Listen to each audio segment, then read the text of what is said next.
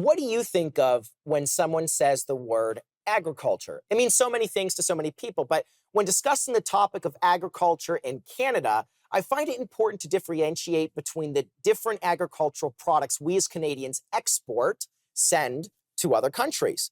You see, some media will lead you to believe that agriculture is super important between Canada and the United States, which it is. It's hugely important, without a doubt. However, when we talk about tariffs on agriculture, it's so much deeper. In a broad discussion, 60% of Canadian agricultural exports are headed to the United States. This reflects Canada's agricultural exports as a whole. So that includes grain, livestock, meats, processed foods, produce, beverages, dairy, and so much more. Now, what's important to understand is that agriculture is a word used to umbrella many things, like I just mentioned. It's not just wheat or livestock. So when you hear anyone, whether it be Canada's government, President Trump, or farmers in either Canada or the United States say this, please make note that there's many more specifics to agriculture than just saying farming tariffs or agricultural tariffs. That's why we're sitting here today with Colin. I want to make this incredibly clear because what I'm about to show you will make you think that the dairy industry in Canada will collapse because of these tariffs. Let's play the clip.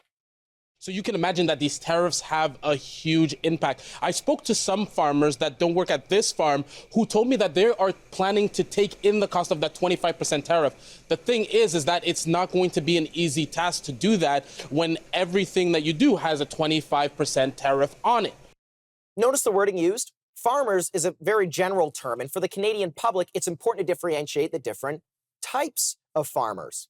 There are livestock farmers who get you your steak, grain farmers who get you your bread, dairy farmers who get you your milk, and so many more. This is why it's so important to critically think about everything you hear and not let tone of voice or emotion be the decision maker. Now, that you understand that, we can actually discuss dairy agricultural products in Canada.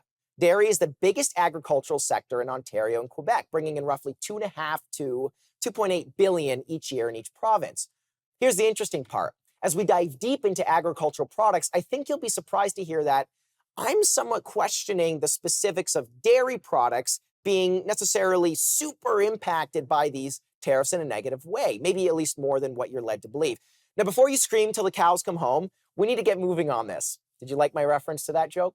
Because we're talking about dairy. Anyways, I created a graph that articulates the impact of dairy specifically. This is a hard fact. Canada does not export a lot of dairy to the United States. Roughly $357 million out of $5 billion generated domestically between Quebec and Ontario alone.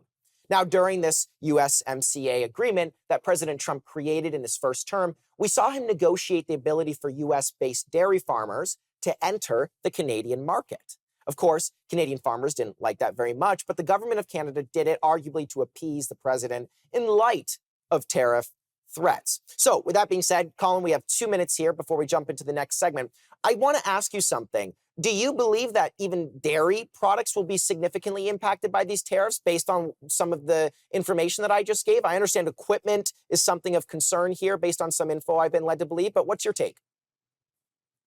Yeah, I mean, when we look at the cost of production in the dairy industry, when they're if the, a lot of their feeds coming up from the U.S., if there's a tariff, if these counter tariffs get put into place, that's going to be impacted. It's essentially access to all the various products that they have to, buy and stuff that goes into the inputs to creating the products that they put on the market.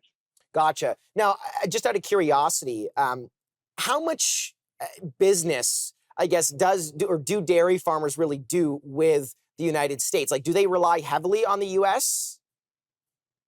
No, the dairy industry is, as you know, it falls under supply management. So it's the bulk of their work, the bulk of their products are sold domestically.